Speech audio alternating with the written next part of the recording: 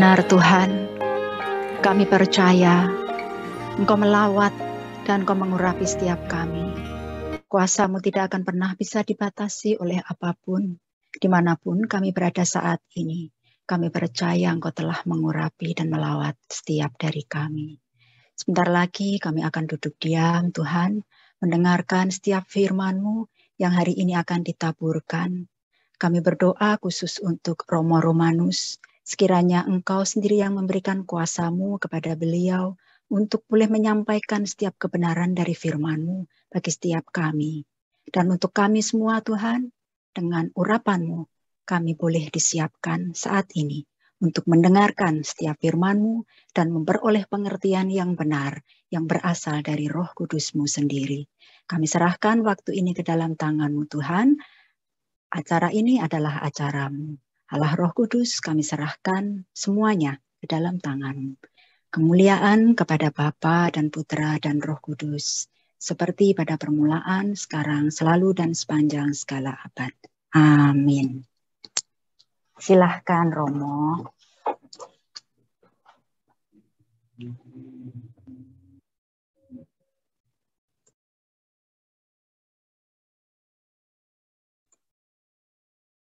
Maaf, Romo masih mute.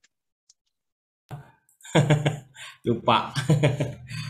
Bapak Ibu, saudara-saudara yang terkasih, selamat siang semuanya. Terima kasih untuk kebersamaan dan juga kesempatan yang diberikan kepada saya berjumpa dengan lintas benua dan lintas ciptaan ya. Apa aja nih hadir di sini semuanya. Pada siang hari ini perkenalan singkat, nama saya Romanus, nama lengkapnya Romanus Heri Santoso. Kalau dari sisi wajah sudah pasti bahwa saya dilahirkan dari bapak dan ibu saya orang Jawa, tapi semuanya dilahirkan di Sumatera Selatan. Jadi perantauan, anak keempat dari 6 bersaudara. Kemudian sekarang saya bertugas bersama dengan teman-teman frater, calon-calon imam untuk Diosesan Keuskupan Agung Jakarta. Itu saja perkenalan singkat dari saya. Maka saya akhiri, saya kembalikan ke host. Bercanda Romo.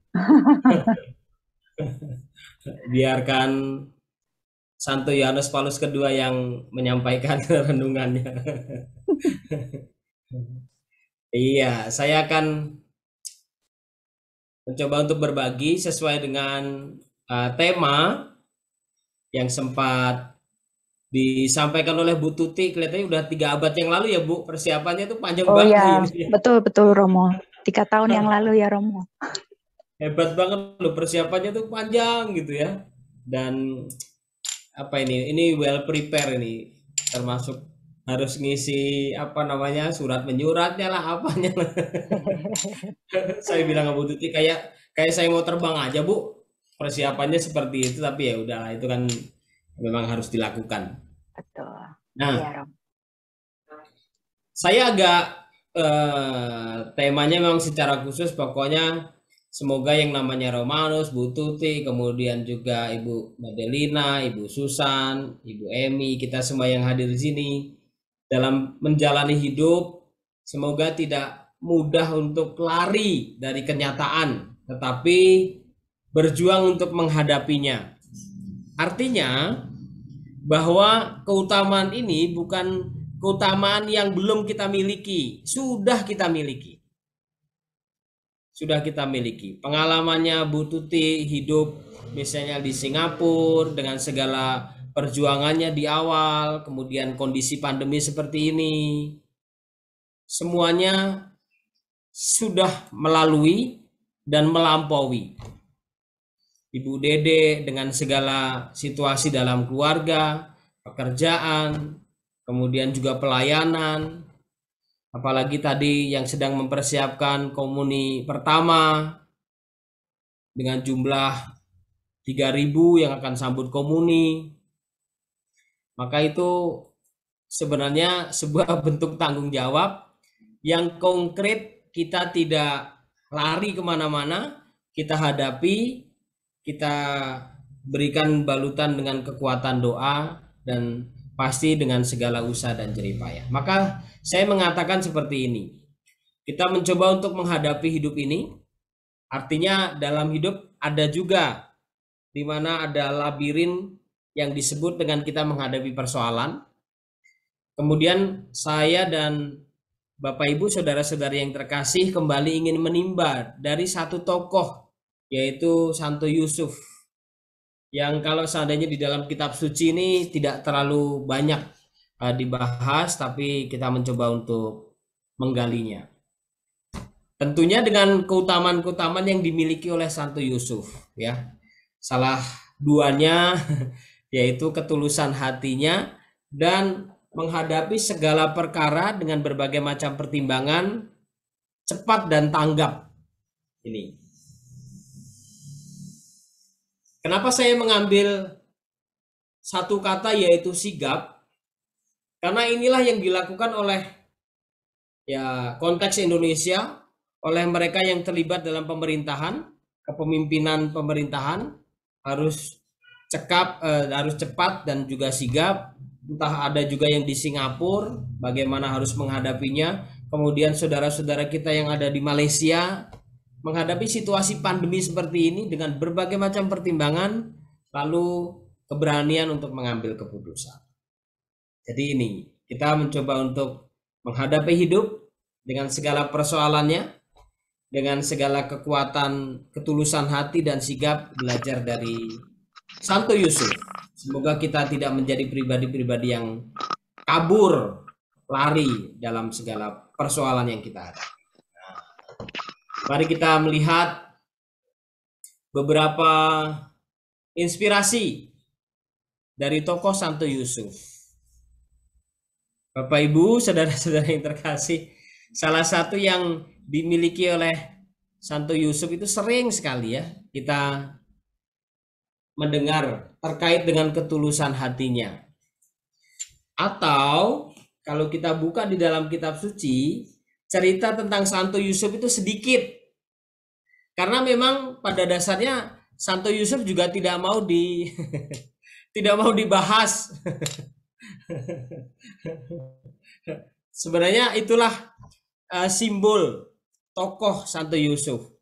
Tidak mau gembar-gembor, tidak mau, kalau bahasa saya itu tidak mau show off, tidak mau tampil, kemudian juga justru dia menemukan kedalaman sebagai pribadi.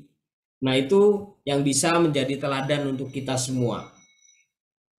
Santo Yusuf pribadi yang tulus, dan bahkan di dalam Injil Matius bab 1 ayat 19 itu dikatakan ya dia menghadapi situasi di mana statusnya Maria dan Yusuf sudah bertunangan, tetapi ternyata Maria mengandung tanpa tindakan biologis yang menurut kacamata Santo Yusuf itu tidak dia lakukan. Ya. Tetapi dia mempunyai ketulusan. Bahkan dia dikatakan di sana tidak mau mencemarkan nama istrinya di muka umum. Ia bermaksud menceraikan dengan diam-diam. Ya. Tapi ya itulah unik. Tadi Bapak Ibu saudara-saudara yang terkasih, sebelum saya masuk ke Zoom ini, saya juga bertemu dengan teman. Kemudian saya bilang saya mau berbagi terkait dengan satu tokoh Santo Yusuf. Lalu kami berbincang dan agak serius memang dengan satu pertanyaan, kenapa ya Tuhan itu atau Allah Bapa menghadirkan putranya dengan situasi yang agak bahaya gitu ya. Bahaya loh sebenarnya. Kenapa kita sebut, atau kenapa saya sebut bahaya? Kenapa enggak misalnya Yesus itu dilahirkan di keluarga yang dari kacamata manusia pada umumnya itu dalam tanda kutip normal, ya kan? Ada suaminya, ada istrinya. Artinya dipersiapkan perkawinannya. Kemudian kenapa disebut normal? Misalnya ya udah Maria sama Yusuf tunangan, tunggu 1 tahun, setelah itu mereka married, menikah. Lalu setelah menikah baru di situ. Kalau seandainya Tuhan mau pakai Maria dengan Yusuf, ya sudah setelah nikah, setelah married, baru yang namanya anaknya itu Yesus ditempatkan di rahim Maria. Sudah normal kan? Memang terkadang Tuhan kita agak aneh-aneh gitu ya. Kalau dari bukannya menghina Tuhan ya, tapi secara manusiawi itu sebenarnya aneh gitu loh. Kalau seandainya mau tidak membuat perkara, tidak bikin banyak pertanyaan kepada kita, nanti coba silakan. Kalau Bapak Ibu ingin bertanya lebih gitu ya. Yesus dilahirkan udah misalnya di keluarganya Bu Susan, di keluarganya Ibu Tuti, yang misalnya keluarga siapalah yang normal dalam pengertian ya pacaran 5 tahun, menikah, baru persiapan punya anak, nah baru di situ. Jadi dalam tanda kutip itu nggak ada aib, kan sebenarnya ini aib. Nanti silakan boleh kalau mau membantah saya atau apa, saya menggarisbawahi dari sisi manusia ini sebenarnya kan aib, buat Yusuf tuh aib. Dalam konteks pada saat itu tunangan itu memang ada ikatan ya. Maka Maria dengan Yusuf bertunangan itu sudah ada ikatan. Beda sama orang zaman sekarang. Dalam perkawinan Katolik tunangan itu nothing. dari hukum gereja sebenarnya kan nggak ada ikatan. Hanya inisiatif saja. Misalnya 2 bulan yang lalu saya ada misa tunangan. Ya udah berarti dari sisi hukum sebenarnya tidak ada kekuatan. Hukum perkawinan Katolik nggak ada kekuatan. Demikian hukum sipil juga nggak ada kekuatan. Tetapi kemantapan hati. Nah, kenapa Allah Bapa itu menghadirkan putranya untuk menyelamatkan kita dalam situasi yang agak riskan, ngeri. Ngeri. Sangat ngeri.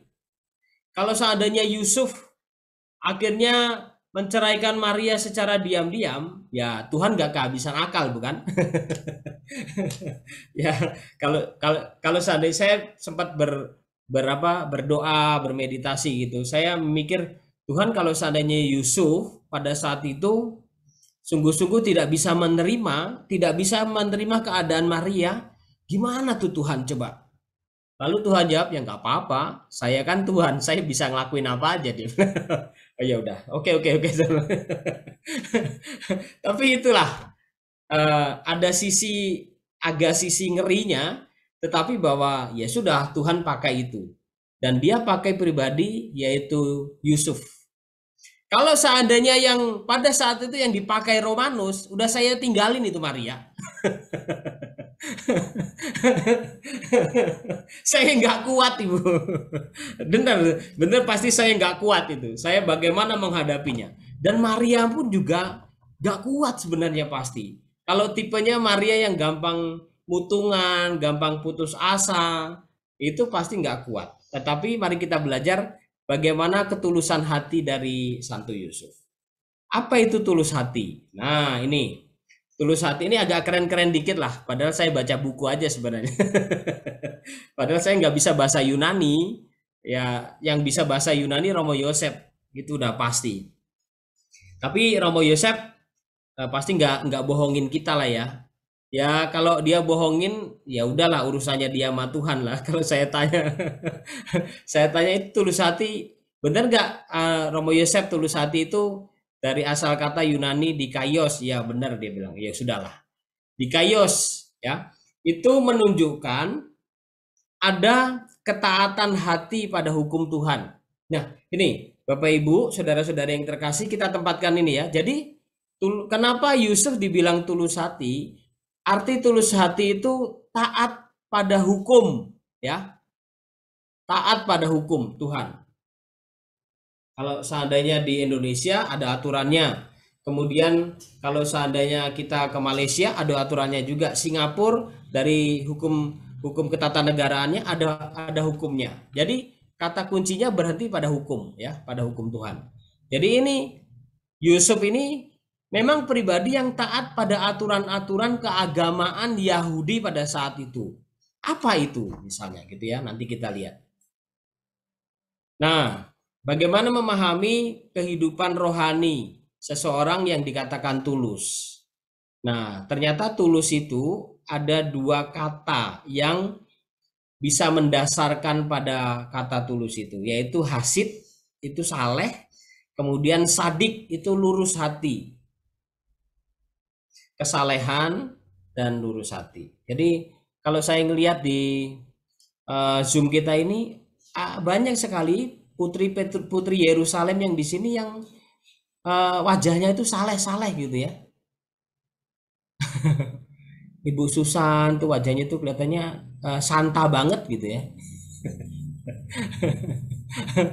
Kemudian siapa lagi nih, Ibu Yeni, coba ini wajah-wajah sebenarnya sebagai ibu-ibu atau putri-putri Yerusalem yang baik-baik gitu. Apalagi Bu Dede nih. Bu Dede ini udah kayak wajahnya Santa Teresia dari Avila ini.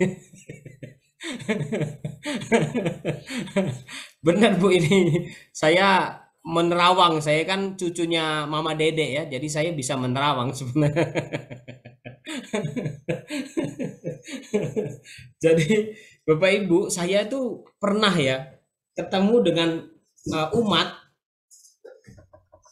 pada saat itu saya bertugas di Kelapa Gading, dan bukan kebetulan tapi ini beliau itu sebagai prodiakon.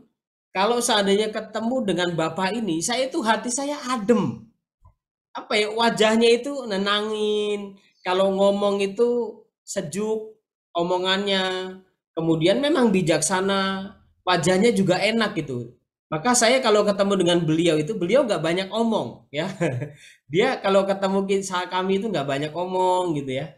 Tetapi sekali ngomong itu aura kebijaksanaannya itu dapat banget buat saya.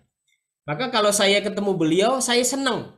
Tapi saya nggak tahu beliau ketemu saya senang atau senep, saya nggak tahu ya. Karena wajah saya orang 2 hari yang lalu atau kapan ya, saya itu ngasih webinar juga seperti ini. Kemudian setelah, padahal saya memberinya itu dengan santai, dengan rileks. Memang hati saya juga sedang senang, temanya juga saya menikmati. Tiba-tiba kemudian saya dijapri setelah pertemuan itu, ibunya bilang gini, Romo hatinya lagi sepet ya, kok wajahnya nggak enak dilihat. Waduh, saya bilang.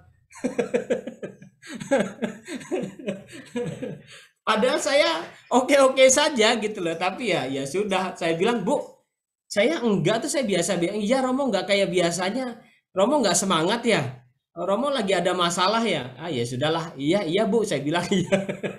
Daripada panjang lebar. Maka kesalehan itu genuine, asli, tidak ada kepalsuan, dan itu terpancar. Yang paling nyata itu dari wajah kita, tutur kata kita. Nah, ini ketulusan hati itu konkret, nyata, bukan teori, bukan ngawang-ngawang, yaitu muncul. Nah, itu ada unsur kesalehan. Kemudian yang kedua, sadik itu lurus hati, ada unsur kebijaksanaan di sana. Nah,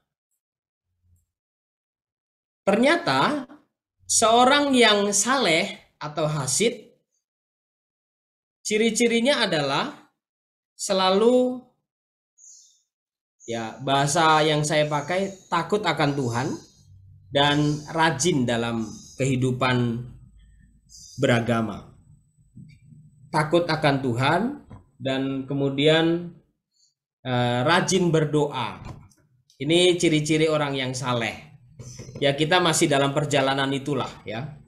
Pasti Bapak Ibu, saudara-saudara yang terkasih, saya sedang menemani ibu saya yang sedang dirawat di rumah sakit. Kemudian ada umat yang datang. Saya tahu ibu saya itu rajin sekali untuk doa rosario setiap hari ya. Setiap hari, pokoknya sehari sekali ibu saya itu pasti doa rosario di rumah. Nah, lalu pada saat itu ibu saya itu kan dirawat cukup lama, ada umat yang datang, ibu-ibu juga. Tapi saya tahu ibu-ibu ini baik sekali ya. Lalu ngobrol, ada saya, ada ibu saya. Lalu dia bilang, ya Bu, pokoknya harus kuat ya. Kemudian ibu harus rajin doa, terutama ibu rosario. Pokoknya nggak usah banyak-banyak Bu, berdoa rosario. Pokoknya sehari 5 kali. Ibu saya lihat, 5 kali. Bayangin tuh. Benar Ibu, pokoknya mukjizat akan datang melalui perantaran Bunda Maria. Ibu rosario enggak, mungkin ibu saya juga agak sepet ya kali. Orang sakit diajak ngomong terus dikasih nasihat terus.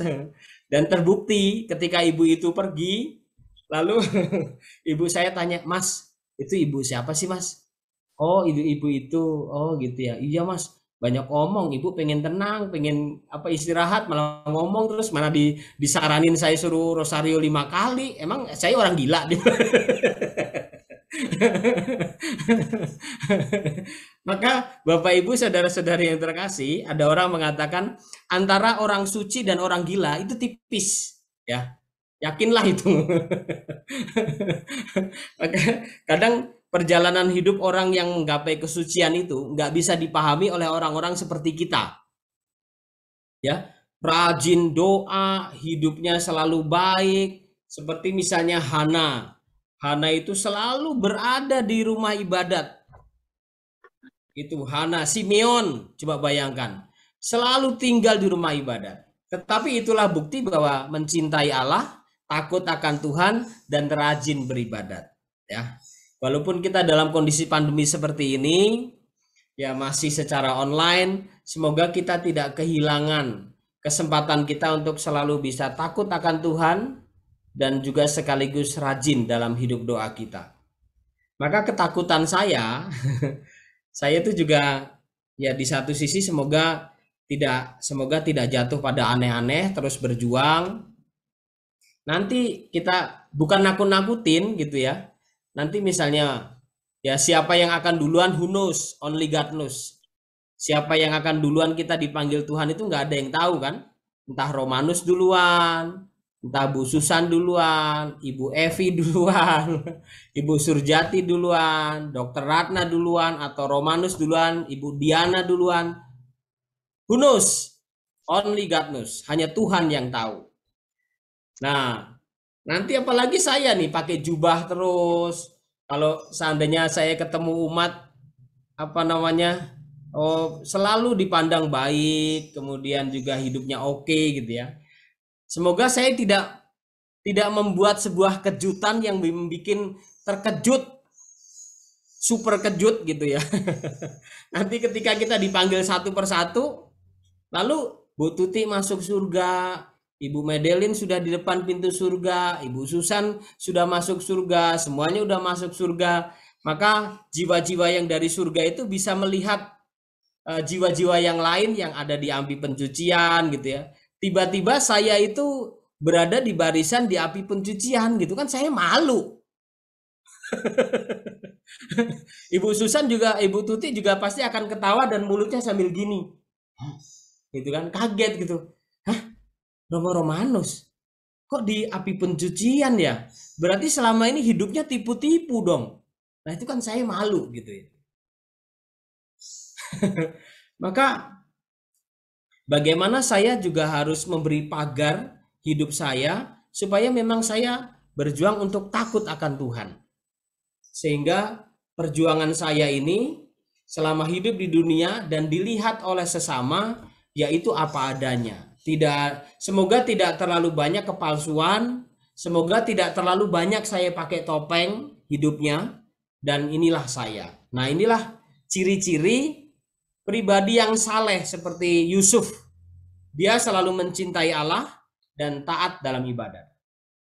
Seorang yang saleh menjadi seorang yang lurus hati saat ia mendidik anak-anaknya yang dipercayakan kepada Yusuf, memberikan teladan dan panutan. Bapak Ibu, saudara-saudari yang terkasih, percaya atau tidak percaya, anak zaman, saya kan hidup dengan frater-frater yang setiap tahun mereka akan berganti. 1 tahun berlalu, nanti saya akan ketemu dengan anak muda yang baru. Usianya 18 tahun, 19 tahun. Ada juga yang sekarang 32 tahun. Dia sudah kerja, sudah S1, kemudian dia jadi guru 10 tahun. Baru masuk. Sekarang usianya 32 tahun. Tapi kebanyakan anak-anak yang sekarang ini nggak seneng dicerewetin. Nggak seneng kalau seandainya saya, mohon maaf, bacot gitu ya, ngomong gitu. Mereka nggak terlalu seneng. Mereka lebih senang di satu sisi saya hadir sebagai sahabat dan mereka melihat tingkah laku dan kesaksian hidup saya. Ya sesekali boleh saya ngasih masukan, sesekali boleh saya marah. Jangan dikira saya nggak bisa marah, saya kadang marah kepada mereka. Kadang ada yang bilang, Romo kan wajahnya kan wajah orang nggak bisa marah. Saya bisa marah. Saya hancurin rumah saya. Itu. saya terkadang bisa marah, bisa kenceng dengan mereka. Misalnya, nah itu, yang baru-baru inilah, saya bukan marah berlebihan, kan kita punya punya dispenser, kemudian kita juga sudah punya air yang tidak usah beli di luar, kita sudah punya sendiri dari pam, kemudian ada mesinnya, gampang kan? Kemudian ada 5 galon, kita punya dispenser ada 2, lalu di situ saya minta supaya galonnya itu 5-5-nya ada yang tugas untuk ngisi setiap hari dipenuhin, supaya tidak ketika galon yang ada dispenser yang dipasang di dispenser habis, itu tidak langsung harus ngisi lagi, tapi sudah ada yang standby gitu. Sudah saya kasih tahu tapi tidak dilakukan. Kan sebenarnya di dalam hati saya itu gondok, jengkel gitu ya, gitu. Ini anak siapa dititipin ke gua yang harus ngurus gitu. Kadang sebel tuh Bapak Ibu. Lalu saya kasih tahu, masih nggak dilakuin. Saya bilang mau dibikin jadwal gitu ya, nggak dilakuin juga. Ya sudahlah, karena saya dalam kamar saya bilang, dah Romanus, nggak usah terlalu banyak ngomong, dah lu aja yang ngelakuin. Udah, saya yang ngelakuin tuh Bapak Ibu. Pagi-pagi saya mau ngambil air di dispenser habis, ya udah saya ambil galonnya, saya masukin mesin, terus penuh saya taruh di dispenser, kemudian masih ada 4 galon yang kosong saya isi gitu ya. Mereka ngeliatin gitu. Lama-lama mereka nggak enak juga ya. Lama-lama dia, aduh Romo, biar gua aja Romo. Enggak usah, gua aja, saya bilang. Enggak Romo, enggak. Ini tugas kami. Enggak, ini tugas gua juga. Gua kan di sini. Gua melayani juga, gua melayani kalian, saya bilang. Padahal di batin saya itu saya gondok mampus. Tapi saya juga harus melatih diri saya. Saya menghayati bahwa saya di rumah ini saya juga sebagai pelayan. Enggak mau saya sebagai bos gitu, enggak. Mereka ngepel, saya juga ngepel. Mereka nyapu, bareng-bareng nyapu. Karena ini bukan hanya sebatas house, tetapi home. Ini bukan sekedar bangunan fisik, tetapi ini adalah rumah kita bersama. Nah, setelah itu mereka paham tuh. Jadi di satu sisi memang saya harus berpegang bahwa saya melayani. Saya memberi teladan, saya memberi panutan, tidak dengan omongan, tetapi dengan tindakan. Nah, itu penting. Itulah pribadi Hasid, yaitu saleh dan lurus hatinya. Itu ungkapan yang kita temukan dalam pengalaman bersama dengan Yusuf. Yusuf memenuhi 2 kriteria itu. Yang pertama, dia sangat mencintai Tuhan, Allahnya. Yang kedua, dia juga menjadi suami, menjadi ayah yang bekerja keras dan pantas karena memberikan teladan. Ini yang dilakukan oleh Yusuf. Nah, para saudara-saudari yang terkasih, sekarang pertanyaannya, kita syukuri kalau sampai saat ini sungguh kita memberikan teladan, sebagai orang tua atau apapun juga di keluarga kita atau di dunia kerja kita atau dalam pelayanan kita, ya. Dalam masa pandemi masih dengan hati yang tulus mempersiapkan bahan persiapan semuanya untuk anak-anak kita yang mau komuni pertama, jumlahnya juga tidak sedikit. Persiapan di masa pandemi juga lebih harus matang, protokolnya juga harus ketat. Sebenarnya kan lebih enak di rumah. Tetapi dalam hati kita itu sebenarnya melayani itu lebih enak. Yang namanya memberi itu lebih mengisi hati kita dibandingkan kita mendapat atau meminta.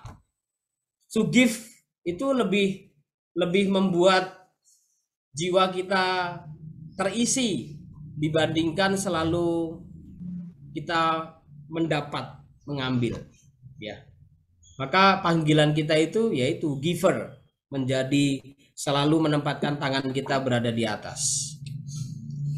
Yusuf pria yang taat dalam hal hukum. Ia sadar bahwa ia harus menceraikan Maria yang mengandung bukan dari dirinya. Karena dia taat kepada hukum agama pada saat itu. Maka tidak bisa disalahkan juga Yusuf. Memang begitulah. Kalau seandainya seorang perempuan yang bertunangan kemudian ternyata hamil di luar nikah, hukumnya apa menurut hukum Yahudi? Apa Bu Tuti? Atau siapa yang tahu? Dihukum apa itu perempuannya? Yang tahu Susan. Dilempar batu. Tajam. Iya, Rajam. ini berarti ini Bu Tuti melempar batu kilangan ke Bu Susan kelihatannya ini. Rajam dong. Ya. Rajam ya, dihukum rajam. Ya, mau bagaimana ya? Memang budaya Yahudi itu budaya kelaki-lakiannya kan kuat. Budaya patriarkinya kuat. Maka yang dihukum perempuannya. Padahal kan di satu sisi laki-lakinya juga kurang ajar kan? Tetapi kenapa yang dihukum perempuan? Ketika ada perempuan yang berbuat zina, yang ditarik, yang diarak, siapa? Perempuannya. Padahal kalau disebut berzinah itu pasti ada laki-laki dan ada perempuan dalam sebuah ikatan yang tidak resmi. Tetapi itulah yang terjadi. Tidak bisa dipungkiri budaya kelaki-lakian atau budaya patriarkinya kuat sekali.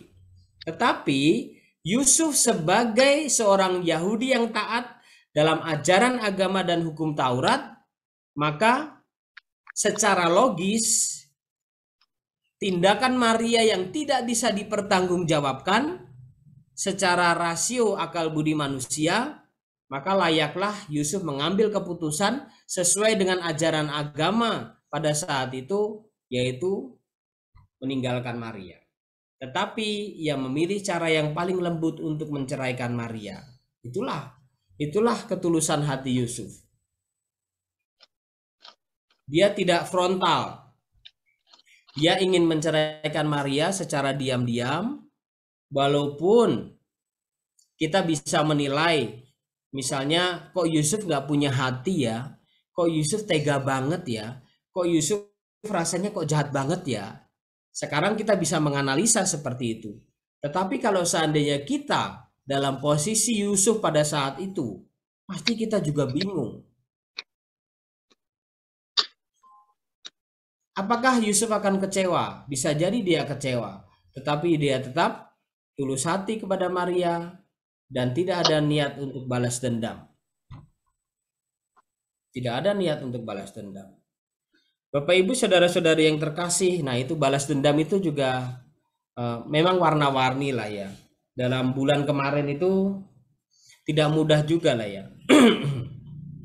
Kami para Romo Diosesan Jakarta itu sempat melakukan pertemuan juga dengan Bapak Uskup. Dalam masa pandemi ini ternyata lumayan banyak yang datang ke kami para imam yang ada di paroki, pasutri-pasutri yang dengan tegas pengen pisah usia perkawinan 5 tahun ada, usia perkawinan 20 tahun ada, bahkan hampir yang sampai 30 tahun. Dan karena kondisi pandemi, memang itu semacam gunung es gitu ya. Dan misalnya paroki tertentu ada 12 pasangan yang datang kepada Romo mengungkapkan bahwa pengen pisah. Paroki yang satunya juga ada 10 pasangan, ada yang 5 pasangan. Kaget juga, lumayan banyak gitu. Memang tidak melulu karena kondisi pandemi ini kemudian situasi ekonomi keluarga. Memang terasa, terutama yang tertangkap itu kasat mata adalah karena ekonomi keluarga. Tetapi ternyata kalau mau dilihat ke belakang, itu ternyata sudah ada penyebab-penyebabnya. Relasinya sudah nggak baik, kemudian juga ya hubungannya sudah tidak oke, kemudian ditimpa lagi karena kondisi pandemi, suaminya putus kerja, pendapatan berkurang, akhirnya situasi rumah semakin tidak damai. Nah itu lumayan banyak gitu. Bahkan ada yang datang kepada saya, ya itulah. Tapi hanya satu lah yang datang ya. Dalam kondisi pandemi yang tahap pertama itu, suaminya ketahuan. Ternyata suaminya punya punya perempuan lain. Dan itu teman satu kantor. Terus saya tanya, ibu kok bisa tahu? Saya kan harus klarifikasi, nggak bisa nuduh-nuduh. Iya Romo. Dan dia tunjukin ternyata di WhatsApp itu ada kata-kata yang memang setelah saya lihat, oh iya, berarti memang ini relasi ini sudah lumayan lama.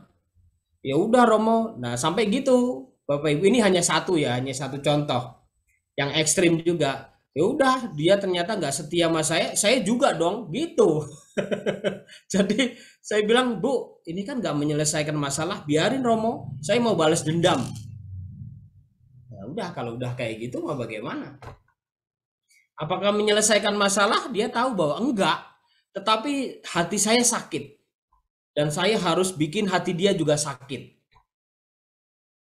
Walaupun itu tidak menyelesaikan masalah.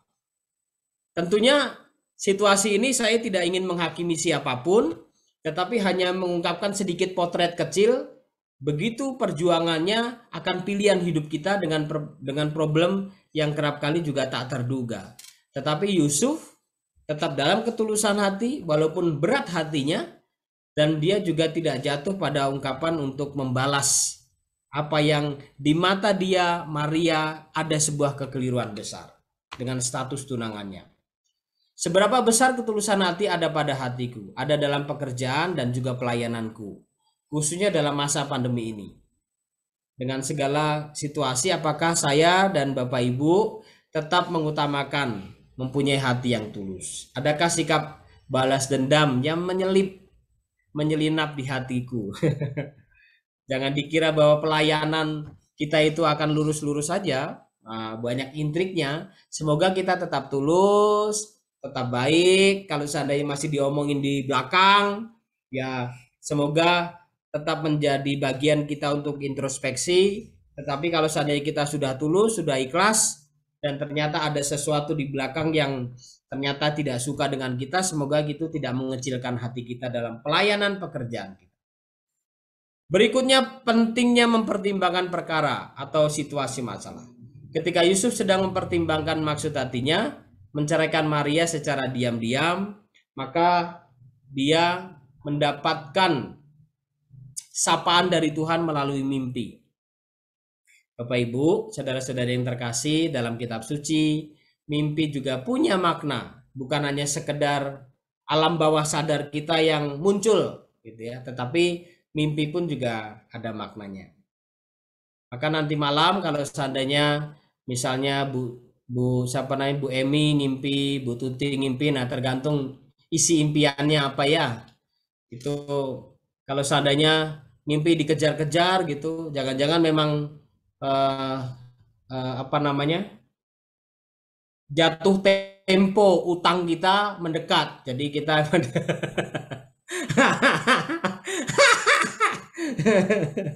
udah pemasukan seret, kemudian sudah pinjam di bank jatuh tempo. Nah, itu biasanya salah satunya dikejar-kejar capek gitu ya. Kalau saya ngimpi misalnya dikejar-kejar sama dogi saya Cici, nah itu berarti ada pekerjaan-pekerjaan saya yang belum selesai, tertunda, maka harus cepat-cepat diselesaikan.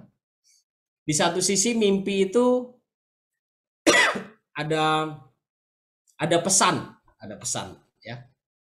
Mimpi adalah cara Allah menyampaikan kehendaknya kepada manusia. Bisa dilihat di Bilangan, Daniel, Yoel ya, di situ ada. Dan salah satunya Yusuf juga.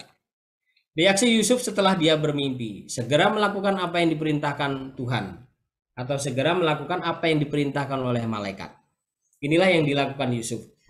Bapak Ibu saudara-saudari yang terkasih, bayangkan kalau seandainya Yusuf ini tidak punya pengalaman mimpi didatangi oleh malaikat, ya apa yang terjadi akan berbeda ya. Tetapi ternyata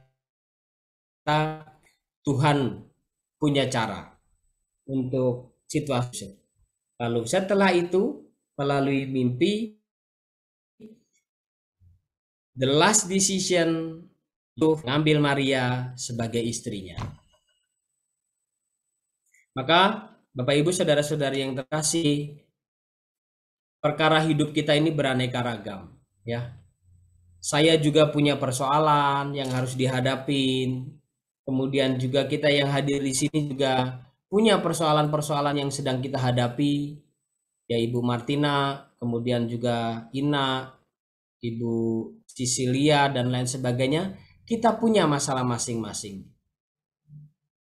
Tetapi kita berharap bahwa tetap ada campur tangan Tuhan.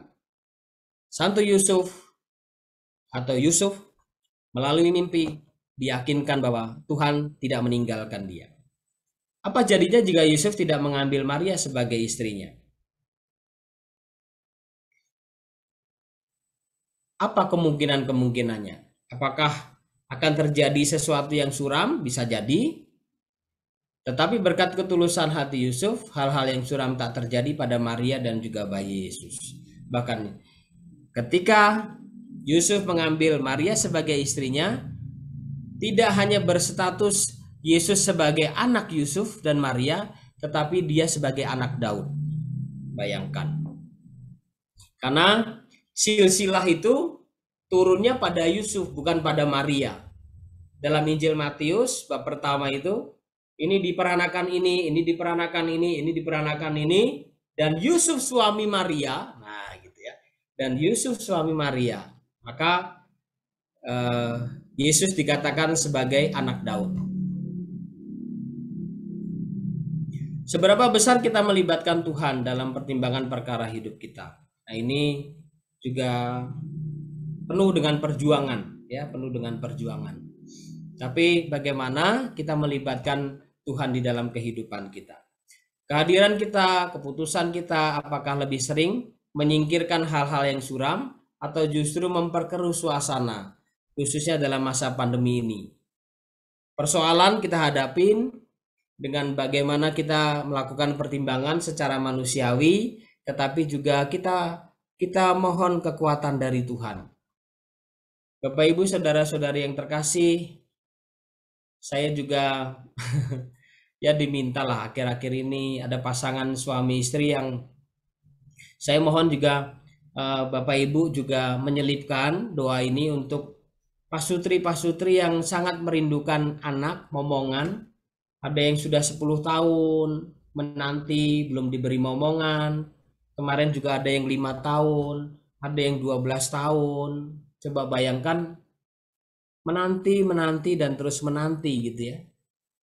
Tetapi uniknya juga tadi saya jam 9 diminta untuk misa online orang tua dari salah satu frater kami yang merayakan ulang tahun perkawinan ke-25.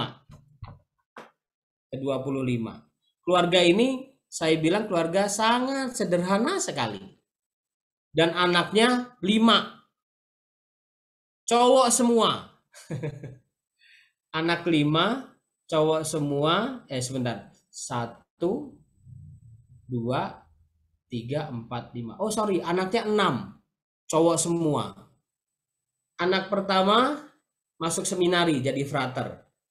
Anak kedua masuk seminari jadi frater. Anak ketiga ini meninggal. Anak ketiga usia 7 bulan meninggal. Kemudian anak ke ini 4 masuk calon imam juga. Anak kelima masuk juga. Yang paling kecil enggak. Coba bayangkan. 4 jadi frater semua lah, calon imam. Tetapi keluarga ini sederhana sekali gitu. Maka mamanya tadi bilang, Romo, kalau seandainya bayangkan gitu ya, anak-anak saya ini ya saya rawat di rumah, kemudian dengan hidup kami yang seperti ini, terasa berat sekali. Punya anak 5 yang hidup ini kami merasa berat sekali. Dalam usia perkawinan 25 tahun, terasa sekali beratnya. Kok ya Tuhan kasih kami anak banyak gitu. Terus saya bilang, Ibu, saya itu baru ketemu beberapa pasutri pengen banget punya momongan. Ini, Ibu pengennya punya anak sedikit, Tuhan kasih banyak. Yang pengen punya anak belum dikasih sama Tuhan. Coba bayangkan. Yang sampai berjuang mati-matian datang ke dokter. Setelah datang, kemudian berjuang untuk ada saran dari teman, minum jamu ini, minum obat ini, minum itu. Tapi belum dikasih.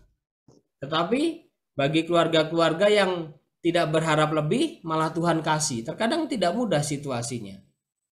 Nah, maka segala keputusan kita semoga dengan berbagai macam pertimbangan.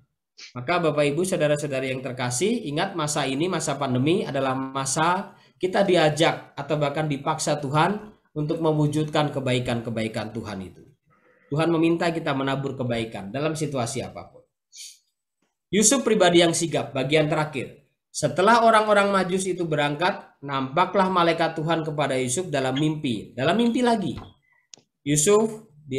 Malaikat bilang, Yusuf bangun, ambil anak itu serta ibunya, lalu larilah ke Mesir, tinggalkan, dan di sana sampai aku berfirman kepadamu, tinggal di sana, karena Herodes akan mencari anakmu untuk membunuh dia. Nah ini tindakan Yusuf yang cepat dan sigap untuk mengambil keputusan. Maka Yusuf bangun, diambil anak itu dan ibunya pergi ke Mesir. Tinggal di sana hingga Herodes mati. Bahkan hal itu terjadi supaya genaplah yang difirmankan Tuhan oleh Nabi, dari Mesir kupanggil anakku. Ini yang dilakukan oleh Yusuf. Yusuf pelindung, keselamatan bagi keluarganya, yaitu Yusuf dan Yesus. Mari kita lihat karakter Herodes untuk situasi sekarang. Apakah masih ada? Herodes ini yang dimaksud Herodes Agung. Ia memerintahkan pembunuhan bayi-bayi di Bethlehem. Dihabisin semuanya. Sejarawan Yahudi yang bernama Flavius Josephus mengatakan bahwa Herodes Agung itu penguasa yang hebat pada saat itu. Suka bikin bangunan megah-megah. Maka kalau ada pastor-pastor yang senangnya bangun gereja yang megah-megah, nah itu kayak Herodes. Enggak, saya bercanda. Tapi nggak usah lah, nggak usah megah-megah lah ya. Yang penting itu kalau seandainya namanya Romanus, Ibu Tuti, Ibu Susan, Ibu Emi masuk ke gereja itu, hati kita itu bikin adem aja. Itu aja sebenarnya ya. Kita nggak perlu yang megah-megah, nggak penting juga. Tuhan malah nggak mau datang, jangan-jangan. Tapi ketika kita masuk ke bangunan itu, bikin adem, bikin kerasan, kita keluar dari situ, hati kita diisi. Kemudian juga yang ramah, besar boleh. Tetapi nggak usah megah. Megah dengan besar itu beda. Berkarakter kejam, ini Herodes. Ia membunuh istri dan anak-anaknya demi mempertahankan kuasanya. Licik terhadap kehadiran para ahli perbintangan. Kan ada orang Majus itu, nanti kalau seandainya kamu sudah menemukan, balik ke saya ya, nanti saya mau ke sana. Enggak, sebenarnya mau dia bunuh itu. Kan licik. Maka hati-hati, kita juga jengkel kalau seandainya ketemu orang yang licik. Pura-pura baik di depan kita, tetapi sebenarnya nusuk di belakang kita. Dan nah, apakah karakter Herodes ini masih ada untuk orang-orang zaman sekarang? Kemungkinan juga ada, kemungkinan juga tidak. Karakternya bagaimana? Punya orientasi untuk ya melihat yang kulit saja, artifisial, bukan kualitas iman. Ini atau kejam, menghalalkan segala cara dalam pelayanan, punya agenda tersembunyi yang busuk, cenderung jahat, curang, atau bahkan cari keuntungan sendiri. Yang terkadang terbalut dengan aroma suci. Nah, ini antisipasi dan hati-hati untuk kita semua. Mari kita melihat kesigapan Yusuf. Injil Matius, setelah Herodes mati, tampaklah malaikat Tuhan kepada Yusuf dalam mimpi. Di Mesir dikatakan, bangunlah Yusuf, ambil anakmu itu serta ibunya dan berangkatlah menuju ke Mesir. Walaupun diberi jalan melalui mimpi, Yusuf tetap berpikir dan penuh pertimbangan. Tidak gegabah, tidak ngawur. Masa pandemi ini juga tetap harus hati-hati, tetapi juga jangan takut berlebihan. Yusuf tidak langsung ke Yudea, walaupun Herodes telah mati, tetapi Arkelos, anak Herodes yang penerus tahtanya, juga sedang berkuasa. Dan bahkan sama jahatnya, sama bengisnya dengan ayahnya yang namanya Herodes itu. Maka Yusuf memilih menetap di Galilea. Dia mengamankan Yesus, anaknya, dan mengamankan Maria. Bapak, Ibu, saudara-saudari yang terkasih, itulah ketulusan dan kesigapan Yusuf. Coba bayangkan kalau Yusuf hanya berhenti mengatakan bahwa Yesus ini bukan anak kandung saya, selesai sudah. Tetapi Yusuf tetap tulus dan terus mendampingi keluarga kecilnya dengan segala ketulusan dan kecepatan dalam berpikir dan mengambil keputusan. Para saudara-saudari yang terkasih, pandemi memaksa saya, memaksa kita untuk berpikir ekstra, penuh kehati-hatian, juga harus tidak gegabah, tetapi tidak boleh takut yang berlebihan atau bahkan menjadi penakut menghadapi masalah. Ketika pandemi pertama, saya juga sempat dikontak oleh salah satu umat. Bahkan kritiknya tajam dan terpercaya. Dia bilang gini, Romo, saya melihat sekarang pastor-pastor, romo-romo, semuanya penakut, dia bilang. Saya hanya diam saja. Ini termasuk saya yang ditembak kan. Masa Romo, umat lagi butuh sakramen pengurapan orang sakit, butuh komuni suci. Masa selalu bilangnya nggak bisa karena pandemi? Ya memang pandemi. Coba Romo, penakut semua sekarang romo-romo ini. Seharusnya ini kesempatan. Dia bahkan beliau bilang gini, ini kesempatan romo-romo untuk menjadi martir, dia bilang. Mati nggak apa-apa Romo demi umat. Waduh, saya bilang.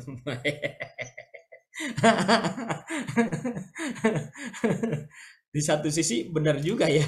Romo-romonya jadi penakut loh. Benar. Maka takut gitu. Harus pakai. Sebenarnya kan ada caranya. Walaupun di rumah sakit ada juga yang terbatas. Tidak boleh masuk sama sekali. Tetapi pandemi kedua itu sebenarnya beberapa rumah sakit sudah cukup terbuka. Yang penting pakai APD lengkap. Kemudian kalau seandainya mau pengurapan orang sakit pakai kapas, bisa sebenarnya. Tapi lambat laun pelayanan itu bisa dilakukan secara berlahan. Nah maka nggak apa-apa, memang kami harus mendapatkan kritikan seperti itu di saat umat sangat membutuhkan. Semoga tidak terjebak pada takut yang berlebihan, tetapi juga tidak boleh gegabah dalam situasi seperti ini. Misalnya Jakarta, bahkan Indonesia nanti akan masuk level ketiga. Mulai tanggal 24 Desember sampai tanggal 2 Januari kalau nggak salah.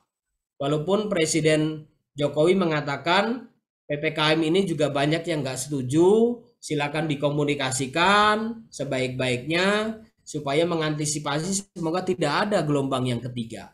Negara-negara lain juga pasti seperti itu, mencoba untuk tidak gegabah tetapi tidak takut berlebihan. Singapura, Malaysia, kemudian juga Eropa ini sudah mulai naik lagi. Kemarin saya telepon Romo Riki dari Jerman, saya tanya Ki, bagaimana Ki Jerman? Ya memang mulai naik tetapi masih bisa terkendali. Nah ini tidak boleh gegabah, tidak boleh ngawur, tetapi tidak boleh takut berlebihan. Maka Bapak Ibu bercermin dari polanya Yusuf, Dia punya pengalaman dalam mimpi, lalu dia terbangun, lalu segera bertindak sesuai dengan perintah Tuhan, bukan kehendak sendiri. Yusuf selalu sigap melaksanakan kehendak Tuhan. Maka ciri-ciri bahwa kita bertanggung jawab akan hidup kita, tidak lari dari masalah, adalah kita menghadapinya, mempertimbangkan segala perkara, harus berani the last decision ngambil keputusan. Maka jangan takut ngambil keputusan ketika sudah dipertimbangkan. Belajar apa kita dari Yusuf? Yusuf tidak banyak berkata-kata, namun sigap bertindak sesuai dengan perintah Tuhan demi keselamatan keluarga dan banyak orang. Boleh ngomong. Kalau yang nggak bisa ngomong, belajar ngomong. Tapi kalau sudah biasa banyak ngomong, belajar ngerim. Itu penting tuh. Maka kita harus tahu diri, ya. Maka terkadang saya juga harus tahu diri, Romanus tahu diri. Lu udah banyak ngomong, lu jangan banyak ngomong. Lu belajar diem, dengerin. Tapi ketika saya nggak banyak ngomong, saya juga harus melatih bahwa saya mengungkapkan sesuatu. Supaya saya tahu diri. Tidak mudah mengeluh. Nah inilah salah satu teladan dari Yusuf. Nggak ada dalam kitab suci Yusuf ngeluh sana sini nggak ada. Tidak ada sama sekali. Itulah Yusuf. Dan berani dan banyak berkorban. Pribadi yang beriman, inilah Yusuf. Teladan kita untuk menghadapi perkara, dia selalu punya kekuatan akan Tuhan yang dia imani dan menjadi pribadi yang ternyata tahan uji. Bapak Ibu saudara-saudari yang terkasih, ini yang bisa saya bagikan. Wassalamualaikum warahmatullahi wabarakatuh. Waalaikumsalam. Gila, saya 1 jam ngomong, lidah saya udah. Minum dulu Romo. Ya, saya kembalikan ke host. Silakan.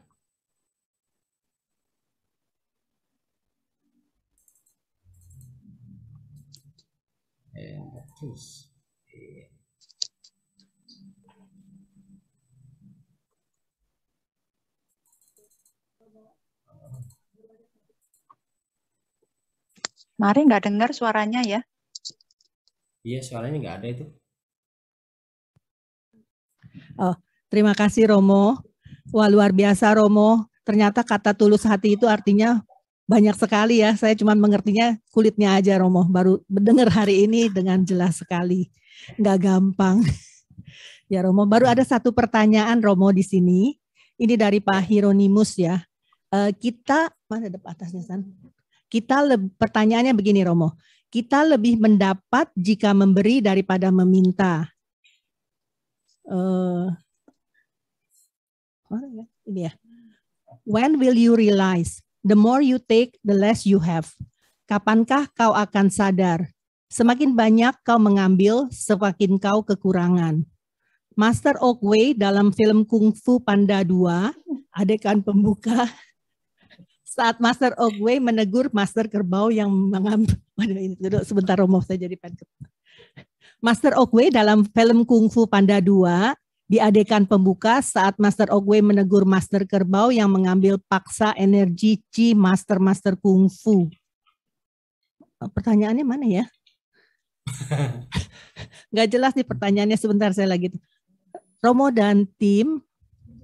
Oke, sebentar ya. Ini saya ulang lagi nih Romo, saya juga nggak jelas nih dengan pertanyaannya. Iya. Tadi kan Romo ada bilang kita lebih mendapat jika kita memberi daripada meminta ya Romo ya. Ini mungkin minta penegasan ya. When will you realize the more you take the less you have? Kapankah kau akan sadar? Semakin banyak kau mengambil, semakin kau kekurangan.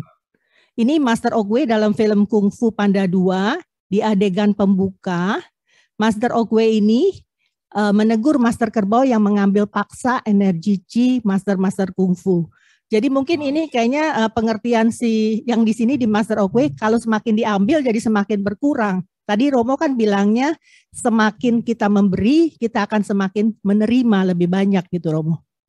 Yang memberi kan lebih banyak mendapat daripada yang menerima gitu loh. Ini mungkin perlu penjelasan lagi atau gimana ya? Saya juga kurang tahu nih ya. Pak Hiro, maksudnya gimana Pak Hiro?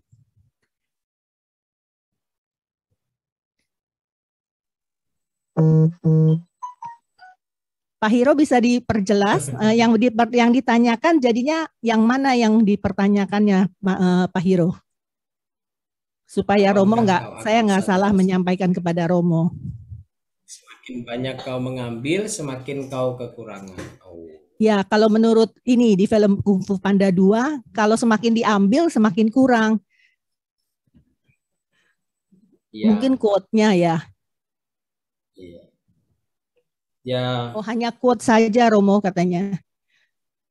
Sebenarnya kalau kita mau jujur dengan hati kita, Bapak Ibu, kita itu juga sungguh mendapatkan kekuatan batin atau jiwa kita itu menjadi penuh ketika kita memberikan kesempatan untuk berbagi gitu ya. Pada dasarnya kan sebenarnya kita senang melayani. Pada dasarnya kan itu. Tidak hanya ini domainnya untuk biarawan-biarawati, enggak, semuanya lah. Kita itu senang melayani. Dan kita mendapat sesuatu ketika kita, yaitu panggilan utama kita, saya mengatakan kita itu giver, memberi, selalu memberi. Dan ketika memberi sebenarnya kita diisi. Jangan dikira bahwa ketika kita memberi itu kita kehilangan, enggak sebenarnya. Ketika kita memberi justru kita mendapat. Saya selalu mempunyai keyakinan hidup filosofi yang seperti itu. Ketika memberi dengan tulus, dengan ikhlas, pasti kita akan mendapatkan. Tetapi bukan berarti take and give, enggak juga, tetapi ya yang penting tulus. Nah, kecuali tadi di film itu ya sebenarnya prinsip utamanya juga sama lah ya, bahwa kekuatan itu juga akan kita dapat ketika banyak menaburkan kebaikan yang paling utama itu. Itu sih dari saya. Terima kasih. Romo, kalau gitu saya boleh nanya lagi ya. Saya lanjutkan pertanyaannya. Seperti kalau firman Tuhan kan bilang, berilah maka kamu akan diberi. Tapi kadang-kadang kan orang suka berpikir bagaimana mau memberi. Kita kan harus menerima dulu baru bisa memberi gitu, Romo. Ya, sebenarnya pemahaman tentang memberi tentunya tidak serta-merta kita punya dulu gitu loh. Maka ini kan sebenarnya sebuah pandangan hidup yang lebih dalam. Ketika kita memberi tidak semata-mata terkait dengan finansial. Ketika kita memberi bukan berarti ketika pada saat itu kita sudah ada sesuatu yang lebih. Kan nggak harus menunggu kita punya. Memberi itu tidak harus menunggu ketika kita punya banyak.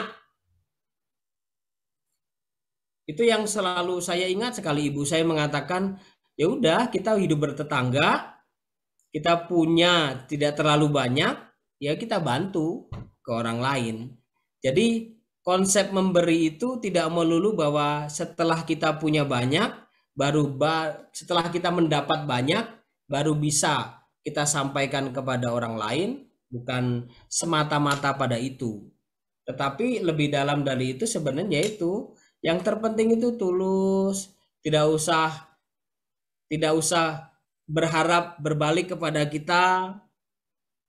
Yang penting juga tanpa pamrih, itu akan lebih damai, sangat damai. Contoh. Beberapa kali saya sebenarnya nggak mau saya ceritakan ya, tapi itu kepuasan batin saya gitu. Beberapa kali kalau saya jalan, misalnya ke Pasar Senen sebelum pandemi gitu ya, kemudian misalnya saya di jalan, kemudian ada, walaupun di Indonesia ada aturannya nggak boleh memberi pengemis atau gitu, tapi beberapa kali tuh Bapak Ibu biarin saja, saya lakukan aja, saya kasih 50.000 pas suatu saat saya lagi di putaran gitu, kemudian hanya satu anak kecil, dia jadi pauga seperti itu, saya kasih 100.000. Udah, saya tinggal aja. Tapi saya ngelihat dari kaca gitu, wah, itu kepuasan batin saya yang dimana saya nggak kenal orang itu, saya nggak tahu siapa dia, tetapi gerak batin saya mengatakan, dah, kasihlah. Nah itu saya lebih dapat. Misalnya saya pergi ke Pondok Ranggon, tempat bapak dan ibu saya disemayamkan di sana, saya ketemu dengan banyak orang, saya tidak kenal sama sekali, ya udah, berikanlah rezeki itu secara finansial misalnya, atau perhatian. Maka semoga kita tidak mengatakan bahwa saya mau memberi di saat saya sudah full. Bukan itu. Itu sih Busan, makasih. Makasih Romo. Jadi sukacita di dalam memberi itu lebih besar ya Romo ya. Bisa dialami oleh kita kalau itu kita lakukan dengan tulus hati ya Romo. Ada pertanyaan lagi dari Ibu Tuti Romo. Kalau Yusuf kan mendapat mimpi, jadi bisa mantap dalam melangkah mengambil keputusan. Lalu bagaimana dengan kita yang sedang bingung sewaktu mau mengambil keputusan, tetapi tidak ada tanda dari Tuhan, nggak ada mimpi juga. Jadi apa yang harus kita lakukan, Romo? Ya, nggak harus nunggu mimpi ya. Tanya Bu Evi itu, Bu Evi emang dapat rahmat disapa sama Tuhan nggak selalu dalam mimpi kan Bu?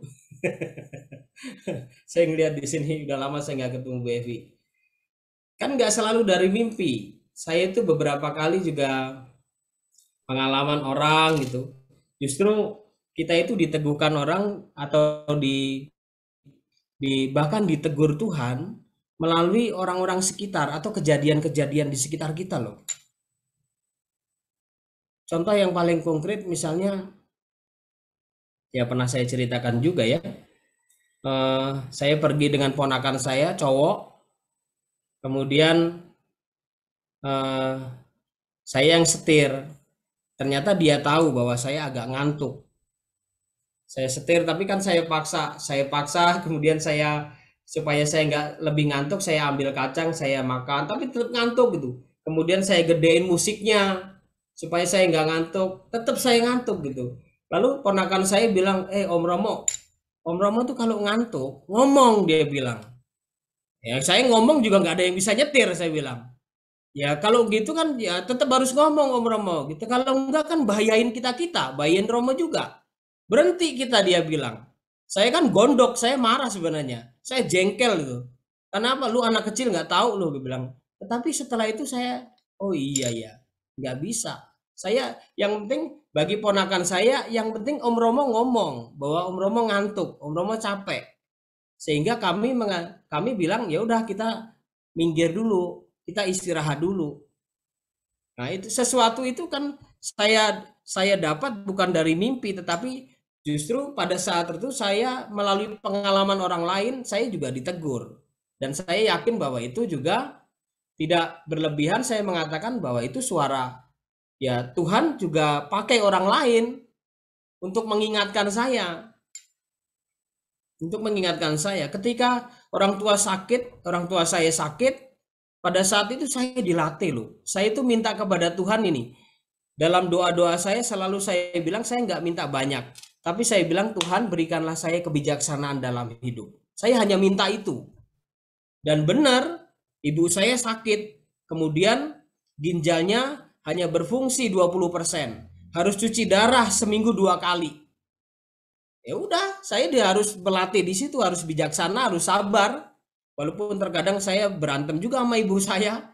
Loh, Tuhan bilang, Romanus, kamu minta supaya hidupmu makin bijaksana. Sekarang saya beri kesempatan untuk seperti ini, kamu ngeluh.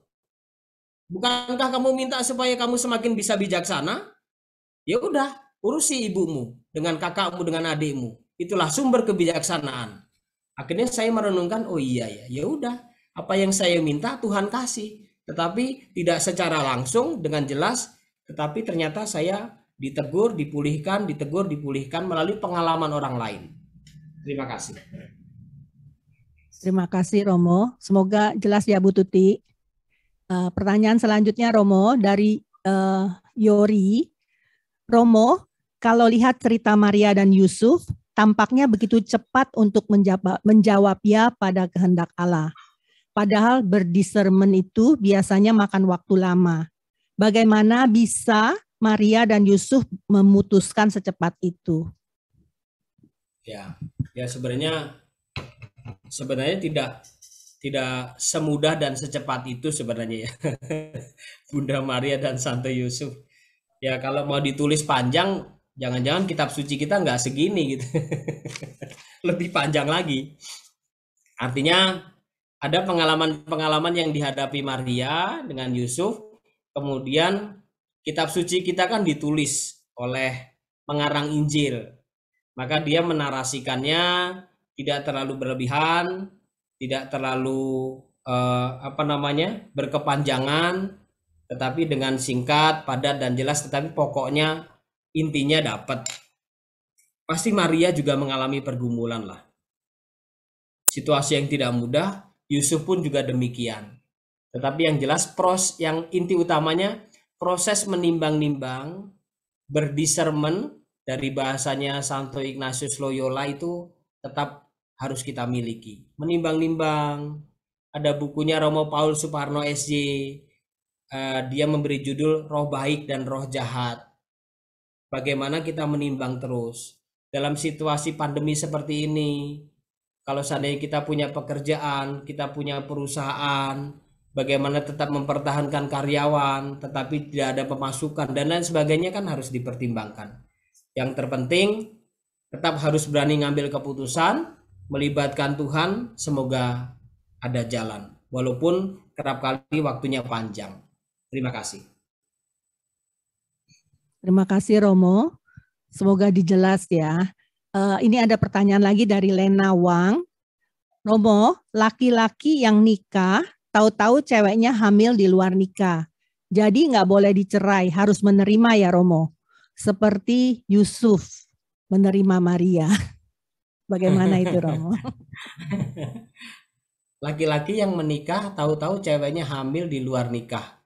Jadi nggak boleh dicerai. Oh, begini. Ini saya omong yang sangat konkret.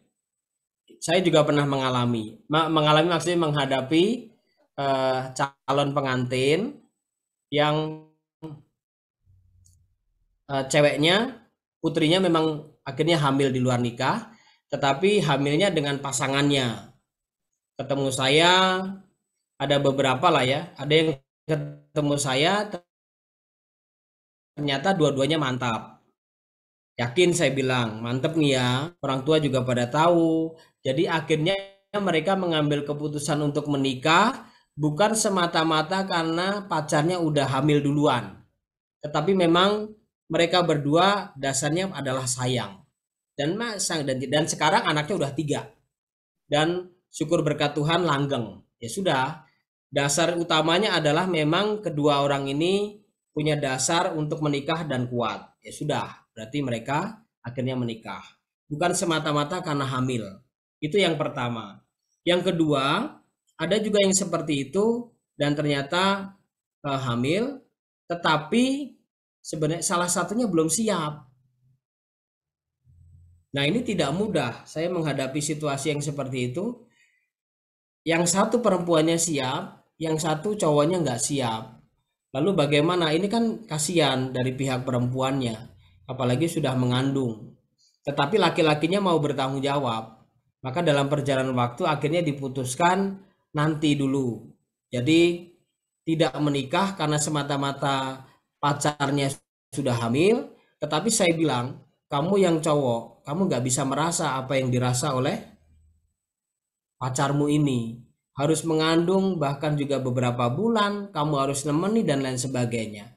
Intinya akhirnya perkawinan tidak dilaksanakan, tetapi yang cowok tetap bertanggung jawab dan tidak dipublikasi, tetap didampingi, dan dalam perjalanan waktu akhirnya sampai bisa melahirkan, dan setelah itu mereka tetap akhirnya bersatu dalam hidup perkawinan dalam keluarga. Itu terjadi. Intinya ketika pihak perempuannya itu ternyata hamil lebih dulu sebelum menikah, tidak semata-mata bahwa harus masuk ke jenjang perkawinan. Karena kalau seandainya tidak didasarkan pada cinta atau kasih yang kuat dan tanggung jawab yang besar, nanti bisa jadi kalau nggak hati-hati bisa bubar di tengah jalan. Itu saja, terima kasih. Terima kasih Romo. Ada pertanyaan lagi dari Ibu Christine. Romo, apa yang harus dilakukan oleh seseorang di mana dalam kehidupannya yang bersangkutan sudah hidup dalam Tuhan, tidak mengeluh, banyak berkorban, tetapi hidupnya tetap dihadapkan dengan masalah yang bertubi-tubi. Sebagai umat Katolik, kita percaya bahwa itu adalah rencana dari Tuhan untuk orang tersebut. Tetapi sebagai manusia, pasti orang tersebut mempunyai kemampuan yang terbatas. Ya. Ya, tidak mudah itu ya, Bapak Ibu. Ada juga yang saudara-saudara kita juga mengalami seperti itu. Situasi yang bertubi-tubi datang gitu. Saya nggak berani mengatakan, misalnya kita mengatakan pada pribadi yang seperti ini, terus kita dengan mudah mengatakan, udah kamu sabar, kamu doa gitu. Paling saya dikepret kayak gitu. Intinya Romo nggak usah ngomong gitu, saya udah berjuang gitu. Ya di satu sisi tetap kita menjadi teman, tetap menjadi sahabat, tidak usah terlalu banyak memberikan nasihat di satu sisi. Jangan-jangan dengan kita tidak banyak bicara, cukup meneguhkan untuk beliau. Maka tetap ditemani, pada saat tertentu ya boleh kita menyampaikan ungkapan-ungkapan, sharing, atau jangan menunggu ketika ada sahabat yang mengalami seperti ini, jangan menunggu bantuan dari orang lain. Jangan-jangan, misalnya beberapa kali saya ditegur sama Tuhan, ada yang datang gitu dan mengatakan, ya saya butuh Romo, saya butuh bantuan ini, saya butuh didengarkan misalnya. Ya sudah, sekarang saya nggak usah rekomendasiin misalnya ke Romo lain, ke siapa. Tuhan bilang, Romanus, dia sudah datang. Sejauh lu bisa bantu, bantu. Jangan dilempar ke orang lain. Maka Tuhan bilang, lu jangan pelit, jangan serakah. Sejauh lu bisa bantu, bantu. Kalau seandainya nggak bisa, baru cari solusi yang lain. Jangan-jangan banyak sahabat-sahabat kita yang datang kepada kita, yaitu Tuhan utus supaya kita yang membantu, bukan orang lain yang membantu. Itu saja, terima kasih.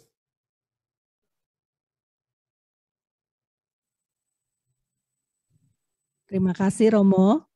Ada lagi pertanyaan dari Hieronymus, Pak Hiro ya. Romo, kalau kasusnya selingkuhan yang hamil bagaimana? Kan tidak boleh janin digugurkan, tidak boleh juga menceraikan istri untuk menikahi selingkuhan, Romo. Ya, maka dari itu jangan selingkuh. ini bukan lelucon, tapi ya terkadang itulah menjadi fatal ya. Maka saya juga ya lagi-lagi saya diingatkan dulu, bapak saya itu selalu bilang, udah nggak usah main api gitu ya. Tetapi kan nasihat itu juga umum, memang harus hati-hati. Prinsip utamanya kalau kasusnya selingkuhannya yang hamil gimana, ini kan berarti perkara saya kan ternyata melanggar terkait dengan rahmat kesetiaan. Maka hindari yang seperti itu. Pun juga situasi ini ada yang terjadi, bahkan juga baru-baru ini, dan pelik sekali menghadapinya. Istrinya juga tahu, bahkan juga bukan hanya itu, tetapi juga akhirnya hidup yaitu sebagai orang Katolik. Kemudian di sini juga tetap punya anak yang sah, tapi di sini dia juga bersama dengan perempuan lain, tapi nggak damai hidupnya gitu. Maka semoga kita bisa menghindari itu, yang namanya berjuang dalam rahmat kesetiaan. Bukan hanya Bapak Ibu, saya pun juga, kami para imam, para suster juga dituntut untuk rahmat kesetiaan. Dan terkadang tidak mudah.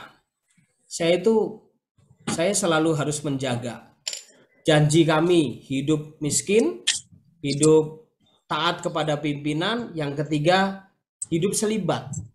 Dari ketiga ini, saya sadar betul saya punya kelemahan pada hidup selibat. Maka saya harus jaga. Saya bukan mengumbar kelemahan saya, tetapi saya sadar betul supaya saya menjaga itu, dan ketika saya sharingkan kepada umat, umat juga menjaga. Kalau terkait taat kepada uskup, saya tidak mempunyai kalau Bapak Uskup nugasin saya kemana, saya siap. Saya nggak perkara itu.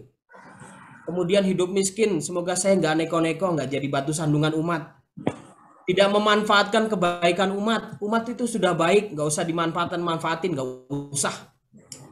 Karena saya selalu ingat ibu saya, udah hidup kamu syukuri. Nah, terkait dengan hidup selibat ini, saya harus jaga. Saya berjuang.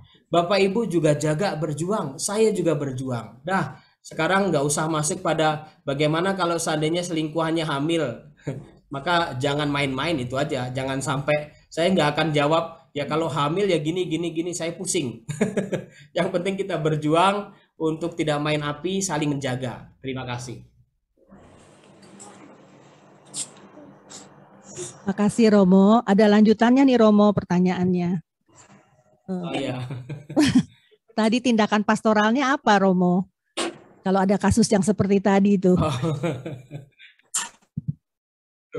Berarti konkret ya. Berarti kalau ternyata selingkuhannya hamil, ya udah datang ke salah satu misalnya kalau seandainya mau terbuka, ya kalau ini Katolik, cari misalnya entah konseling yang Katolik juga boleh, atau kalau seandainya memang mau terbuka dengan salah satu imam yang dipercaya, silakan sampaikan dulu, nanti semoga ada solusinya. Harus dicari solusinya. Itu saja.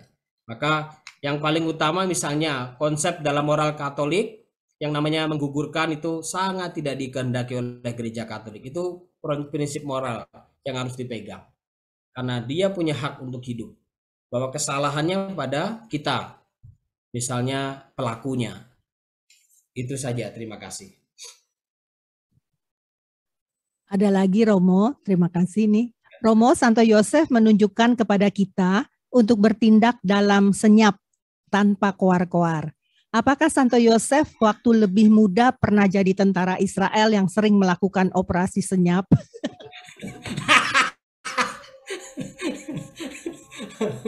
Oh, saya nggak tahu, katanya enggak ya. Hanya ditampilkan Santo Yosef pribadi yang tidak terlalu banyak bicara, atau lebih tepatnya sebenarnya kisah tentang Yusuf tidak terlalu banyak dicatat dalam kitab suci. Karena dia kisah hidupnya pasti sama seperti kita, panjang, tetapi pertanyaannya kenapa kok nggak dicatat dalam kitab suci? Apakah sumbernya cukup terbatas? Atau memang karakternya Santo Yusuf seperti itu? Atau dalam Injil Yohanes, Bapak Ibu, ketika Yesus disalib, Bunda Maria di bawah salib Yesus bersama dengan murid yang dicintai, Yusuf nggak ada ya?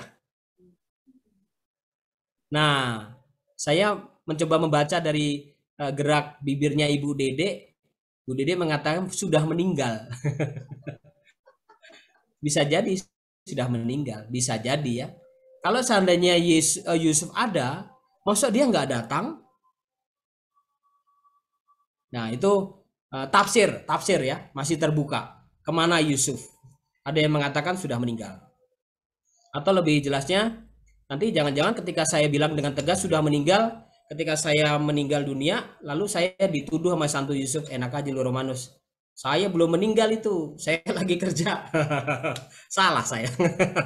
Maka saya mengatakan salah satu tafsirnya bahwa Yusuf sudah tidak ada, sudah meninggal. Tapi saya yakinnya dia bukan tentara Israel.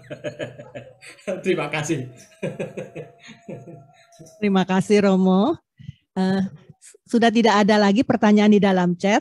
Romo masih bersedia kalau mungkin 1 atau 2 pertanyaan yang raise hand atau yang unmute, boleh Romo, atau kita tutup boleh. saja? Boleh ya?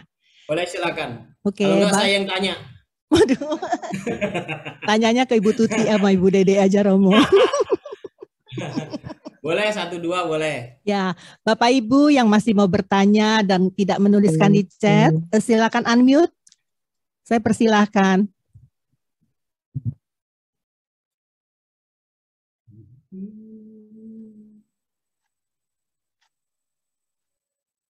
Ini kok ada namanya Ibu Suryati SSCC, bukannya SSCC Ordo ya? Suster itu. Suster tadi Romo. Oh. Tadi dipanggil Sorry. Ibu. Tadi Suster. Romo panggil. Mohon maaf suster. Makanya saya agak ragu nih SSCC. Romo, Oh iya ya. saya Maaf, boleh tanya enggak, apa-apa, Romo? suster. Hah? Saya boleh Iya. tanya, Romo. Masih boleh 1 kan? 1, Boleh, 2 kan boleh. boleh. Ya. Tadi kan Romo cerita tentang ketaatan, kesalehan, ketulusan hati, gitu kan ya. Kita sebagai orang awam kan village journey dalam mencapai itu gitu ya Romo ya. Terus tadi saya juga tertarik dengan yang Romo yang wah orang aku ralu ora mabur yang Singapura aja kok seperti mau mabur. Maksudnya izinnya surat-suratnya itu loh Romo. Pasti yang dimaksud Romo pasti itu gitu kan. Kan memang tadi Romo juga bilang kita hidup hukum di Malaysia ikut hukum Malaysia, Indonesia ikut hukum Indonesia. Lah kita ini ya Romo ya, yang tinggal di Singapura, apa-apa yang tadi Romo yang katakan itu perlu izin gitu. Memang ruwet-ruwetnya. Kalau memang diturutin gitu ya. Nah sekarang pertanyaan saya begini Romo, kalau memang itu diperlukan, seumpama kita nggak taat juga kan mestinya juga enggak, meskipun bisa sih kalau nggak taat bisa mungkin bisa, tetapi kan kita sebagai pengikut Yesus dan sebagai seorang Katolik yang diajarkan Romo tadi, kita kan juga harus mengikuti peraturan-peraturan yang ada seperti itu, seperti yang Romo katakan tadi. Pertanyaan saya nih, apakah seorang Romo itu juga harus taat kepada setiap regulasi, peraturan-peraturan apapun yang diberikan oleh atasan Romo sendiri, meskipun itu hukum-hukumnya, peraturan-peraturannya itu Romo semua juga harus ikut ya Romo ya? Ya. Suara saya jelas nggak Bu? Kenapa? Ya, bisa masuk. Suara saya jelas ya? Iya. Karena saya tadi mental. Oh, pantesan. Iya, saya kepental saya karena kelihatannya roh kesuciannya ibu-ibu di sini kuat banget, jadi saya rapuh.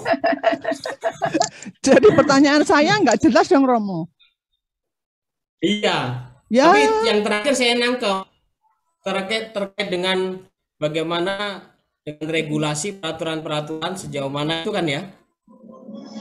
Iya. Jadi kan tadi kan Romo bilang seperti itu, kita harus mengikuti apapun peraturan dimanapun kita berada harus mengikuti. Ya saya merefer dengan Romo tadi, wah meskipun susah, wah akhirnya juga puji Tuhan bisa bisa ngisi di PDKKIHS yang saya ikuti sekarang ini gitu kan. Berarti kan sekecil apapun Romo-Romo itu juga harus mengikuti peraturan-peraturan yang ada gitu, maksud saya nggak boleh menyimpang dengan apa yang aturan yang harus misalnya Romo Romanus punya atasan di atasnya, itu juga harus mengikuti aturan yang diberikan oleh atasan Romo. Atasan Romo itu mempunyai atasan lagi kan juga mesti harus ngikutin gitu kan ya, Romo harus taat gitu kan, seperti ya Yusuf tadi gitu maksud saya, meskipun Romo sendiri seorang Romo gitu loh. Iya. Seperti itu yang paling sederhana. Misalnya saya sebagai pelayan di Jakarta dan saya punya pimpinan, saya punya Bapak Kardinal, dan saya sudah berjanji di depan altar yang suci, laksana Bapak Ibu juga ketika berjanji dalam rahmat kawinan yang suci, dalam suka maupun duka, di waktu sehat maupun sakit, dalam untung dan malang. Tidak mudah itu. Nanti dalam perjalanan waktu bisa mengatakan dalam suka, dukanya kecil. Di waktu sehat kenceng, Waktu sakit kecil. Demikian juga saya janji dengan Bapak Uskup dan pengganti-pengganti saya. Kemanapun misalnya Bapak Uskup mengutus saya harus siap. Prinsip utama yang saya miliki gini, Ya, Bu. Bapak Ibu, bahwa ketika Bapak Uskup bilang Romanus, saya tugaskan ke sana, udah, saya selalu dari mulut saya mengatakan siap Bapak Uskup. Bahwa saya bergumul dalam hati saya ini urusan saya, karena saya udah janji dengan Bapak Uskup bahwa saya akan setia dan mengikuti uskup yang sekarang dan pengganti-penggantinya. Udah harus siap. Lebih daripada itu misalnya, gak gampang lah menjadi pelayan misalnya di kota besar. Misalnya melayani, ada godaan juga pilih-pilih melayaninya, pilih-pilih orang yang berada, tapi ditugaskan di tempat yang slam area, yang ternyata di rumahnya gang-gang sempit. Misalnya saya nggak mau, itu kan aneh gitu loh. Kalau gitu Tuhan bilang Romanus, lu nggak usah jadi imam, nggak usah jadi pelayan. Maka harus berjuang untuk melayani siapa saja. Terkadang godaan itu ada. Saya nggak akan ngomong tentang romo lain, tapi saya aja deh. Maka saya harus berjuang. Saya harus berjuang untuk melayani siapa saja, nggak beda-bedain. Itu benar. Terakhir kemarin saya berjumpa dengan sahabat saya, sakit. Sahabat saya laki-laki, kena stroke. Kemudian tempurungnya juga sudah dibuka. Kemudian dipasang lagi, kondisinya membaik. Tetapi ternyata attitude-nya dari teman saya ini tidak berubah gitu loh, sering marah, emosional, sampai istrinya juga lelah gitu loh. Lalu ketemu saya, dia mengatakan, bagaimana? Saya capek, kalau seandainya nggak ada perubahan, bagaimana? Saya akan misalnya, nah itu tadi dalam suka maupun duka ini kan sedang dalam dukanya. Waktu sehat dalam sakitnya ini perjuangan. Maka tidak mudah terkadang. Tapi ya udah, kita sudah punya janji, hadapi semuanya. Dan terkadang terkesan bahwa tidak ada solusi, ya lagi-lagi, dan disitulah Bapak Ibu yang kita mengatakan bahwa itulah salib. Kalau kita mau ngomong tentang salib Yesus tidak sembarangan. Bahwa sebentar-sebentar salib, sebentar-bentar salib Yesus, sebentar-bentar salib Yesus itu bukan salib Yesus, jangan-jangan kesalahan kita sendiri, yaitu salibnya dari penyamun, bukan salib Yesus. Tetapi ketika dalam suka maupun duka, di waktu sehat atau sakit, dalam untung dan malang, dan kita berjuang bukan mempertahankan, tapi suka duka perkawinan dan hidup kami, imam biaran dilawati, walaupun dalam situasi yang berat, dan mau taat dan mau berjuang. Semoga itulah salib Yesus yang sesungguhnya. Terima kasih. Baik, terima kasih Romo. Mungkin kita sudahi dulu ya acara kita, sudah 4:15. Romo sudah lama memberikan waktunya kepada kita semua. Sebelum kita tutup ya, kita mau foto bersama dulu. Mohon Bapak Ibu, teman-teman semua buka kameranya. Susan? Ya, baik, mari. Mari teman-teman, kita mau foto bersama. Ada 5 halaman. Berikan senyum terbaik. Halaman pertama, 1, 2, 3.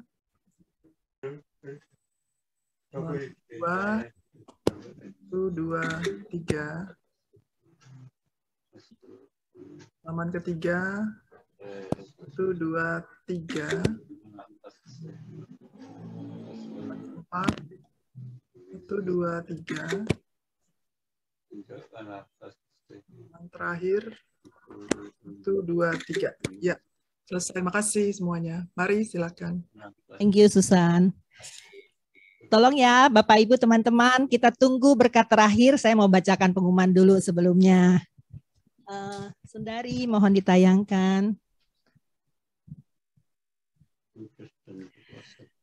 Pertama-tama, kami atas nama PDKK IHS mengucapkan terima kasih kepada Romanus Heri Santoso PR atas kehadiran dan pengajarannya hari ini. Terima kasih banyak Romo. Mari kita acungkan jempol kita yuk untuk Romo sama-sama. Terima kasih. Makasih Romo. Sampai nanti kita ketemu di Singapura ya Romo ya, kalau ada kesempatan lagi. Amin. Amin. Amin. Kami juga berterima kasih kepada Suster Suryati yang sudah datang bersama-sama dengan kami, kepada Bapak Ibu, saudara-saudari yang sudah bergabung pada hari ini, baik dari Jakarta, dari Jogja, dari Malaysia, dari seluruh Indonesia, dan dari tempat-tempat lain ya. Mungkin ada, nggak tahu hari ini datang nggak yang dari Amerika ya, saya belum melihat. Terima kasih semuanya sudah bergabung bersama-sama dengan kami, mendengarkan firman dari Romo. PD selanjutnya akan diadakan Kamis pada tanggal 9 Desember, jamnya sama 2.30 waktu Singapura atau 1.30 waktu Indonesia. Pewartaan akan dibawa oleh Romo Adrianus Adirejo OP dengan tema Kodrat dan Takdir Manusia. Link Zoom meeting ID dan password sama dengan hari ini. Sebelumnya ya bagi Bapak Ibu yang ingin mendapatkan undangan langsung dari tim kami, silahkan menuliskan nomor handphonenya di chat ya. Nanti kami akan menghubungi dan menjapri secara personal. Untuk kami ada pengumuman untuk PD malam. Untuk Bapak Ibu ketahui ya, PD KKIHS kita punya 2 PD. Satu PD siang yang saat ini kita adakan dalam sebulan 2 kali setiap hari pada hari Kamis jam 2.30 seperti saat ini sekarang. Dan kita juga punya PD anak-anak muda, itu sebulan sekali di hari Jumat.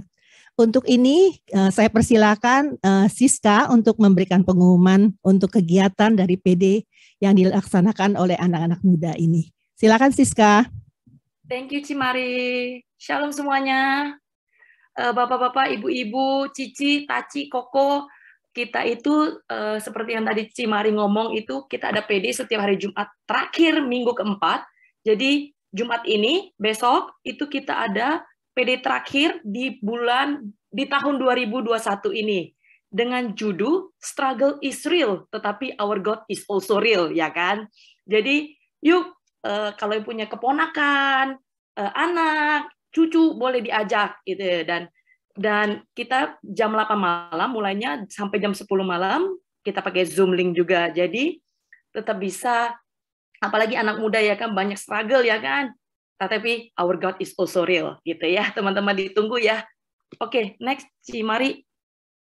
Nah, ini teman-teman. Jadi di bulan Desember ini PD KKIHS ini mengadakan kebangunan rohani Katolik. Tanggal 11 sampai 12 Desember, 2 hari, dari jam 2 sampai jam 5.30 Singapore time. Nah, kita bikin 2 hari sehingga tidak terlalu capek. Intinya dari kebangunan rohani Katolik ini apa sih yang sebenarnya kita mau ajak? 2021 ini gak gampang, banyak yang jatuh, banyak yang menjauh dari Tuhan, banyak yang merasa kosong, Tuhan ada di mana? Kok gue ikut Tuhan makin banyak problem gitu ya? Tetapi percaya teman-teman, Tuhan kita Tuhan yang lebih dahsyat daripada permasalahan kita. Tuhan yang gak pernah meninggalkan kita. Apa kelemahan kita saat ini, mari kita mau bawa, dan kita boleh keluar sebagai pemenang. More than a conqueror. Jadi percaya Tuhan itu baik, Tuhan itu dahsyat, teramat dahsyat. Aku mengajak ibu, tante, semuanya, Cici, Koko, yuk ikut sama-sama. Kita bangun rohani kita lagi, kita balik ke Tuhan. Masalah akan ada, tapi Tuhan jauh lebih besar daripada masalah kita. Nah, ini di sini ada link QR code-nya, boleh di-scan, itu akan bawa kalian ke registration form-nya. Kalau misalnya nggak mau scan QR, nanti kita akan provide linknya, tinggal register aja di sana, free semuanya, and I see you there gitu. Jadi jangan malu-malu gitu, karena 2 hari ini kita percaya deh ada urapan Tuhan yang dahsyat, mukjizat Tuhan yang dahsyat boleh terjadi. Oke, next. Bisa di-play videonya? Suaranya, Ci.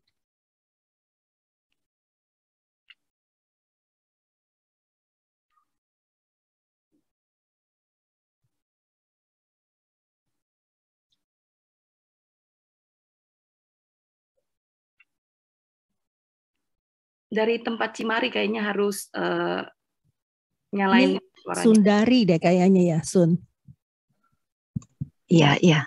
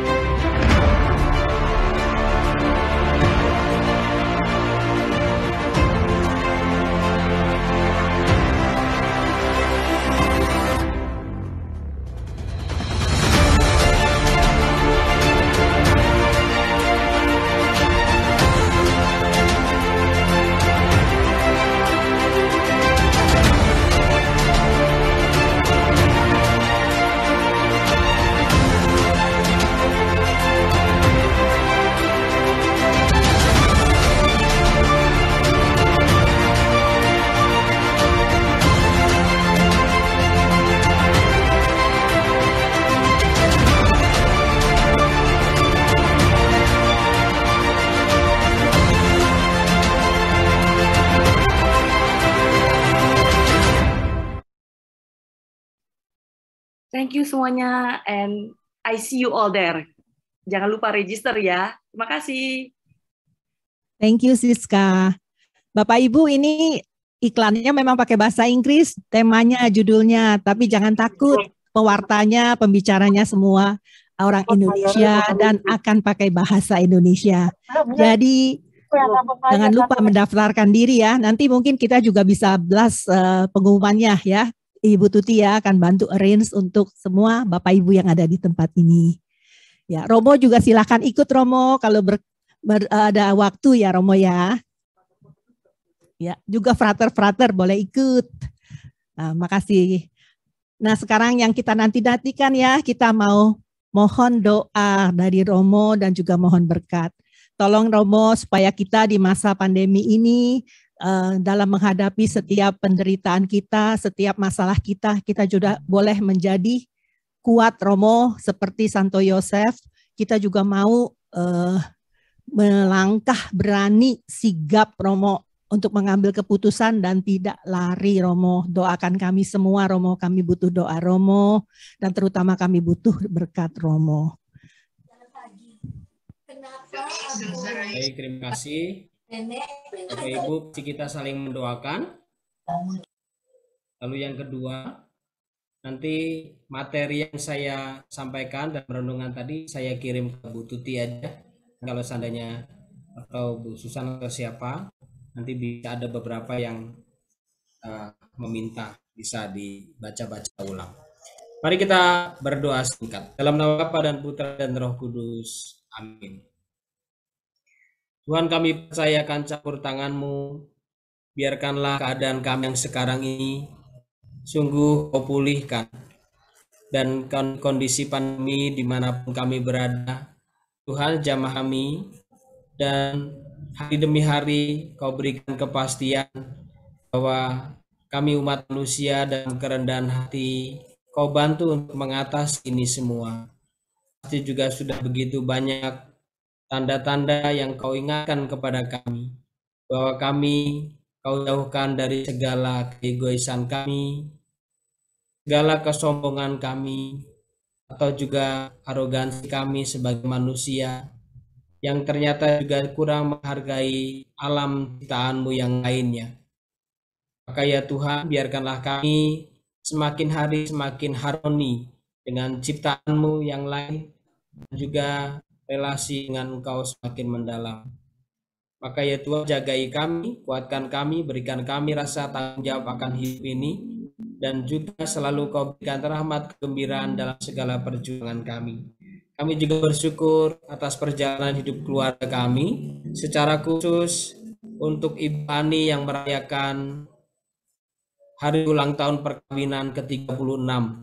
Banyak hal baik yang sudah ditaburkan oleh keluarga ini. Selalu Kau berikan rahmat kesehatan, kegembiraan, kelancaran rezeki, dan juga selalu mempunyai keberanian untuk berbagi dengan siapa saja. Juga untuk keluarga-keluarga kami, kuatkan kami di saat kami rapuh, teguhkan kami di saat kami goyah, berikan kami pengharapan di saat kami mudah putus asa. Maka ya Tuhan, Kau berkati kami semua dalam berkat-Mu, dalam berkat yang Kau berikan bagi kami dalam nama Bapa dan Putra dan Roh Kudus. Amin. Terima kasih Romo, doa kami juga untuk Romo. Semoga Romo selalu sehat-sehat dalam perlindungan Tuhan dan selalu setia terhadap panggilan Romo sampai bertemu dengan Yesus nanti. Doa kami untuk kami Romo semua.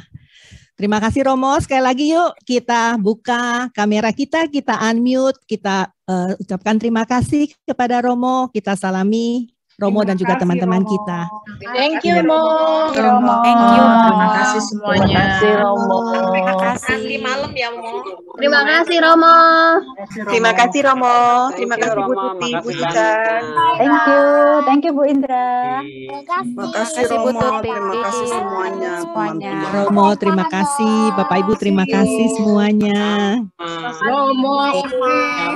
Semuanya. Romo dari Kelapa Gading. Ibu Shirley tuh Romo. Oh, Bu Shirley itu. Iya. Bu Shirley, bagaimana kabar? Hari ini Romo kok penuh dengan ketawa. Terima kasih, Romo. Terima kasih Ya, karena bidadari. Ada 72 ya, Mo ya? Kebanyakan makan durian ya. 72 bidadari, Mo. Bu Shirley makan durian no. Ayo Romo ke Singapura sini. Jangan. Halo Pak Makan Frank. durian Ibu Shirley. Oh, Ibu Shirley jangan banyak makan durian. Thank you. Sofia.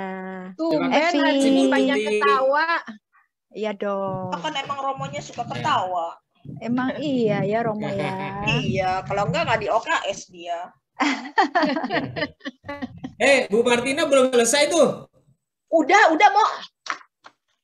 Sudah selesai, Mo. Iya. Sampai Sudah dengerin siap, Romo ya? lagi. Terus dari tadi. Lagi di kantor Bu Tuti, Romo. Ya. bahannya saya kirim ya di Iya email boleh ya? Romo. Ya, Ya. di WA ya. Ke WA. Makasih ya Romo. Ya. Siap. Oke. Terima kasih. Selamat sore Tuan Romo, bye-bye. Ini nggak ada lagu penutup ya? Mari. Romo deh yang nyanyi. Iya, Romo tuh nyanyi. Romo mau nyanyi nggak Romo? Satu lagu Nggak. Romo. Mau? Enggak, 2 lagu. 2 lagu ya? Disimpan buat nanti Nanti aja, nanti nanti. sore. Iya, ntar sore. Ya, Mo. Saya lagi sakit. Lagi sakit. Oke, mari. Sehat, Berkati. Romo. Hai, cepat sembuh ya Bye. Romo. Bye. Evi. Halo Evi. Cakep banget sih Evi, cantik. Apa kabar? Gimana ya kembali ya? Apanya kembali ya? Aku permisi. Nggak mau zoom lagi gimana ya? Pak Frank nggak Frank. tanya tadi Pak Frank. Ya Pak Frank kok nggak bertanya Pak Frank? Jen, tadi ada laki lo ya Jen. Sudah cukup membuat kita jadi pinter Dede, gitu. aku permisi ya. Ya, terima kasih Mbak Martina. Dede, udah jadi buluras Singapura loh. Poli. Halo Sofia. Terima kasih. Ada Sofia ya? Sofia Martina, ketemu. Ada. semuanya. Apa kabar? Udah lama nggak ketemu. Menghilang Sofia. Iya. Oke. Bye Tuti. Ya, thank you. Thank you Tuti, thank you semuanya ya. Iya, thank you. Terima kasih Take Sofia. care ya. Ya, take care. Nanti datang lagi ya. Makasih Bu Sofia, Ibu Sofia yang dulu ikut kita Bu nih. Shirley. Mar, ini Ibu Sofia ikut kita dulu tuh, yang jalan-jalan ke gereja-gereja. Iya kan? Kapan lagi ya, Dek? Jalan-jalan lagi, Dek. Iya. Ya. Ini pede